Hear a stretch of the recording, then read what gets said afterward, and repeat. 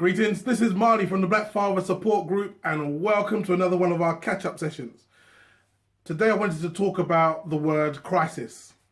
We had a good session as every week at the Fathers Group, but the one point that I took away from me was a very short back and forth between two brothers where one brother said, "We are in crisis," and another one said, "I don't agree so much that we're in crisis." And I really liked the fact that, when these two disagreed on that point, it was down to a matter of viewpoint. It's just down to a matter of viewpoint, whether you're in crisis or not. Whether you agree you are in crisis or not. But whether you are in crisis or not is down to schematics, down to numbers. It's measurable. A crisis is where you are on a certain trajectory and then you know that something is happening where you can either change your direct trajectory down or up, right? And if that trajectory that has been changed is not in the direction that you want it to go, that is called a crisis. So when we're looking at our position, growing up in the UK, bringing up children as fathers in the UK, having families in the UK as black men, we need to start looking at some of these facts and figures. So let's have a look at, for example, education. We are seeing at an alarming rate our black sons and daughters are being expelled from school. We are seeing that at an alarming rate. Parents are being advised, being pushed into medicating their children, telling them that actually, your son has a problem because he can't sit still. He's unable to hold his attention to anything for longer than 10 minutes. Well, your daughter has a problem. She's too combative. She has a thing called oppositional defiant disorder. So now she needs to be medicated to deal with her disorder. We tend to, as parents, accept the line that we're being fed. It's like as though someone has said to us, don't worry about the taste. It's kind of like eating pork. It's kind of like that. If you have pork and you try to bite into that thing raw, it's rancid. It smells rancid. You just go down the markets of Brixton, you can smell it. And they spend a lot of money and time trying to hide the smell of this rotting flesh. And when you get it at home and then you start to cook it, you need to put seasoning, salt, pepper, cayenne pepper, all-purpose seasoning, thyme, ketchup, mustard, all sorts of things, just trying to hide the actual taste of the pork. And so then you eat it. And it's like the same sort of thing. These teachers are happy to tell you things that are bad for your children. They will tell you when your child is first born, hey, take these medications. We're not going to check to see whether there is a link between these medications, these three medications at the same time that could give your child autism. I know there's been loads and loads and loads, hundreds of thousands of parents around the world who said that this actually has an effect. But because there's no scientific proof and we're paying the scientists to prove it, it means that there's no proof. So you swallow that piece of rancid meat. Then you take your children into school and then they start telling you, hey, actually this whole thing about gender, boys and girls, that's not actually a thing anymore. That's not all that important. And what's important is that your child expresses themselves however they're feeling that day. We're no longer going to guide them in the way of, gender orientation. Let them decide. We all know that at an age where you can't even trust your child to put their shoes on the right foot, how are you going to expect your child to be able to decide as to whether they want to be referred to as boy, girl, or sometimes boy and sometimes girl? How comes that is now a thing? And how comes that is a thing for the masses, whereas those people who are up in the high echelons, they still have their boys boarding school and their girls boarding school? How come you still have things like top head boy or head girl happening in those schools? But the schools that are there for children of the likes of you and I, they're doing away with that. There's a trajectory that your child was on. There was a book, and I can't for the life of me remember who wrote it, but it was called Succeeding by Succeed. It was something along the lines of succeeding. I'll put a link. I'll find it. Actually, let me move this over a bit. I'll put a note here somewhere, right, with the actual name of the book. But it was something along the lines of, you're succeeding when you start school, and by the time you're leaving school, you're failing. And that is a trajectory change. That's called crisis. At the point when things change, that's called crisis. Look at the finances. When I was at school, and I would assert that the majority of black men watching this video was at school, and black women as well. Teacher would say to you, "Hey, what do you want to do when you leave school?" And you would say something along for me, I wanted to be an electronic engineer, because I used to be completely fascinated by the fact that I could take a couple of wires, or if I couldn't find wires, I could say wires from earphones, for example.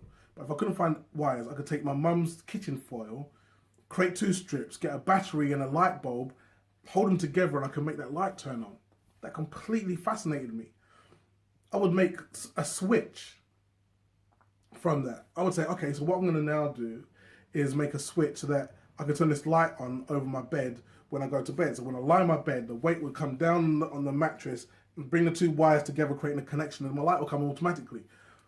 And so I wanted to be an electronics engineer when I left school. And my teacher said, "No, you can't do that. You can't do electronic engineer.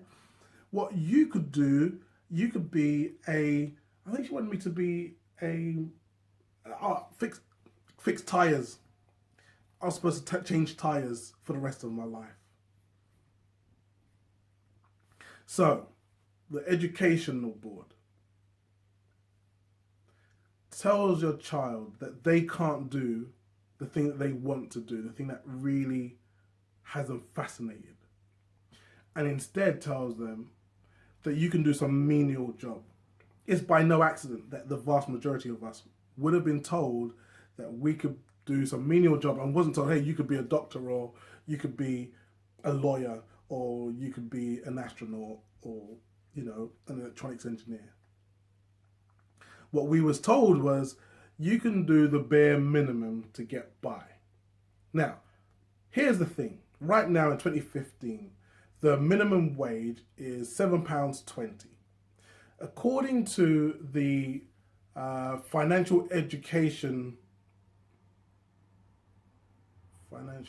Bureau, another term I can't remember, I will put it up here too, but these other people, they did a paper, and you should look it up. They did a paper on how finance was part of a strategy of a group of people called the Planned Society. The Planned Society are the same planned as in Planned Parenthood. They believed in eugenics. They believed in culling what they called the Great Unwashed. The Great Unwashed was anybody who wasn't living a life of privilege. That's how they used to term people in the Americas and in the UK And then it turned from being about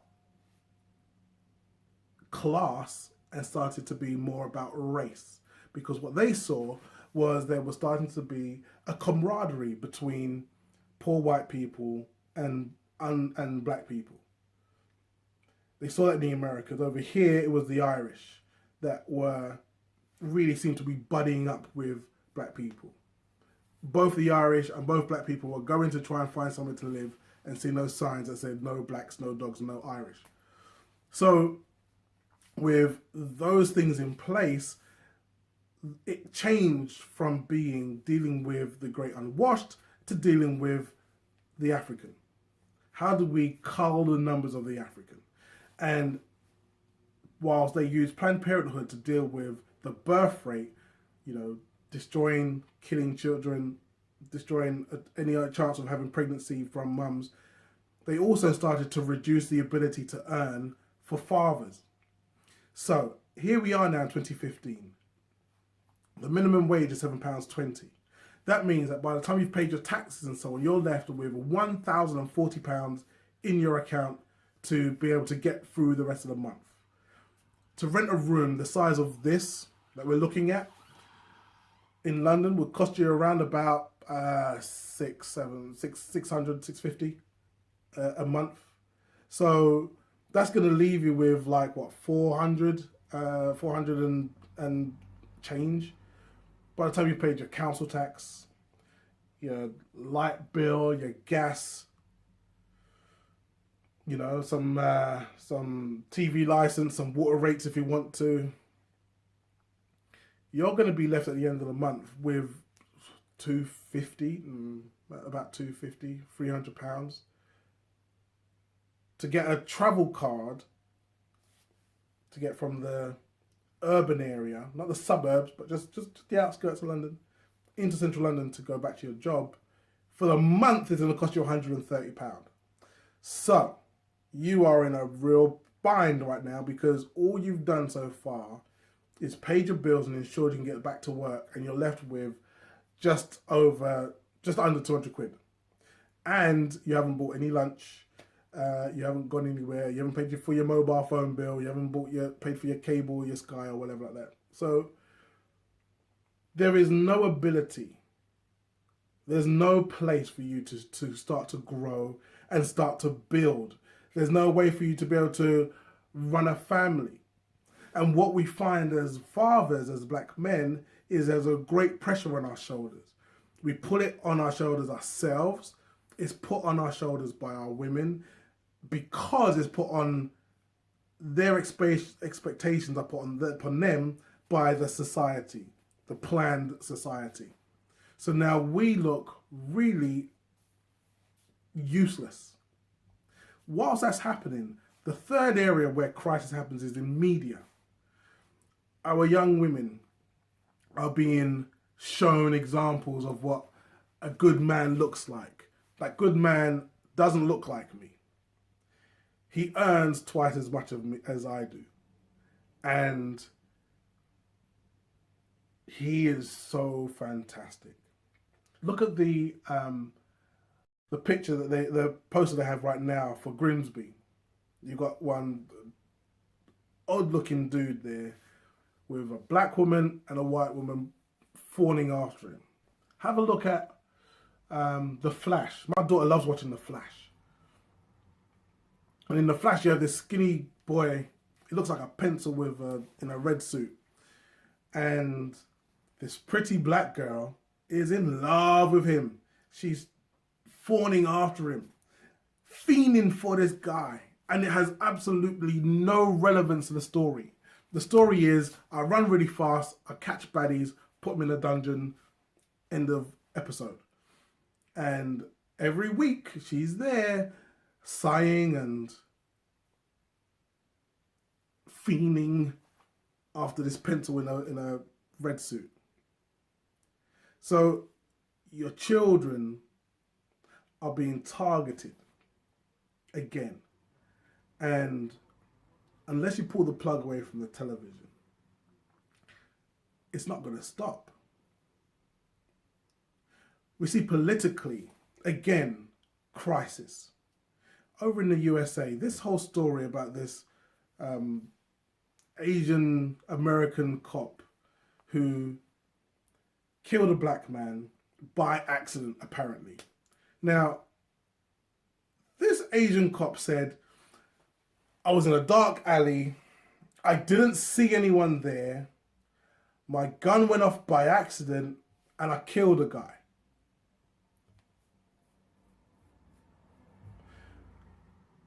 So you're in a dark alley. Your gun is on your hip, in your holster. You've taken the gun out of your holster. You've seen nothing and you've decided to let off a round. You've taken it off the safety and you let a round off. And people are supposed to believe that was all by accident and you hit the guy as well. The one guy that was there in the dark alleyway. And he was so black you didn't see him.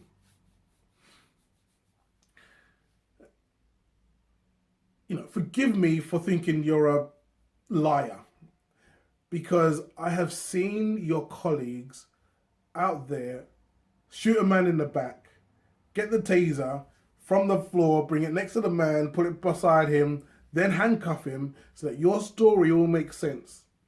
The problem is that when you're in a dark alley, no one can see what you're doing and no one's filmed it.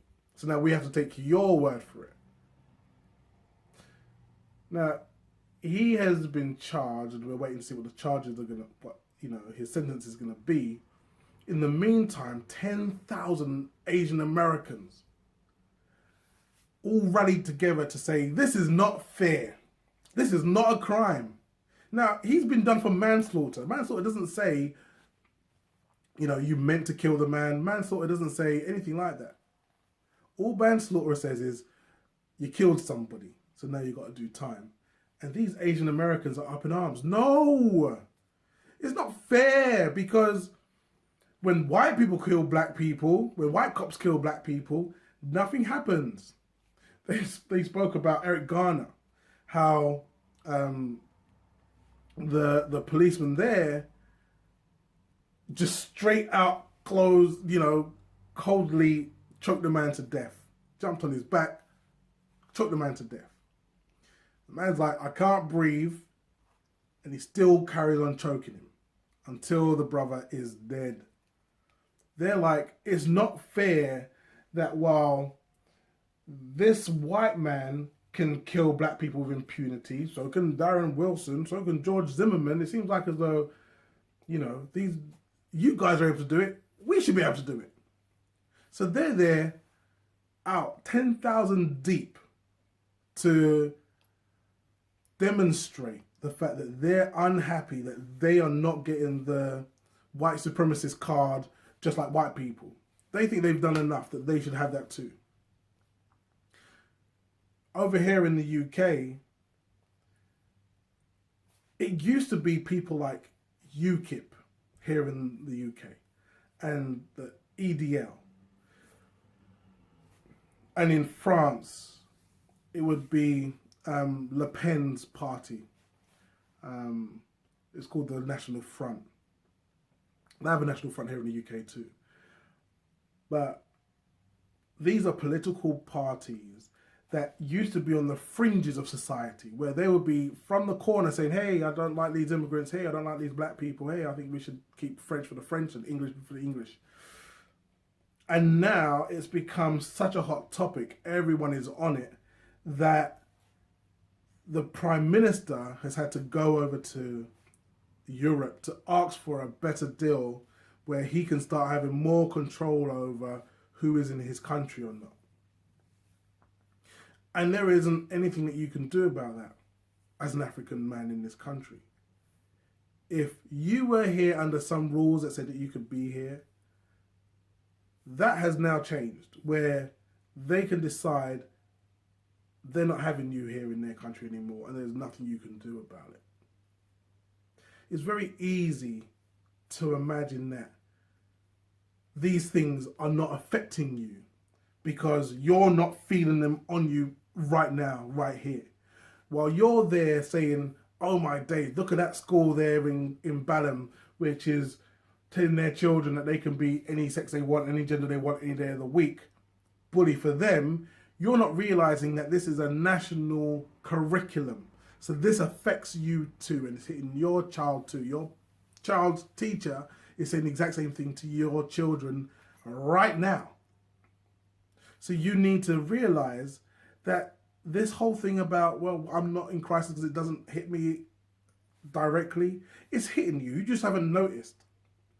Those people who are quite happy to look at things happening around them, things that are impacting them, and then they pretend like it's not because they don't feel it yet. You're just like that frog that you could put in the, or that lobster, sorry, that you could put in the pot, turn the heat up, the lobster don't even know that it's boiling to death until it's dead because it's a cold-blooded animal. And you're acting like you're cold-blooded. You're like the dodo bird. Those who don't know, the dodo bird was a bird that used to exist that no longer exists. The reason why it didn't exist is because it didn't have any natural predators.